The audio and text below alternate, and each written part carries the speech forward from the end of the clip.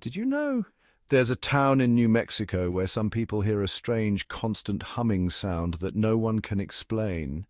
It's known as the Taos Hum, and it's one of the most puzzling sound mysteries in the world.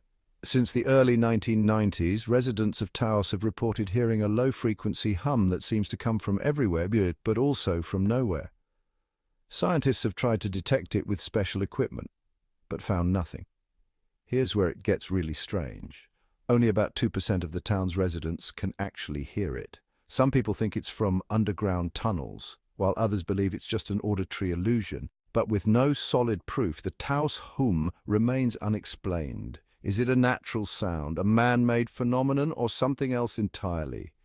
What would you do if you were one of the few who could hear it? Do you think it's real or just in people's heads? Let us know your theory in the comments.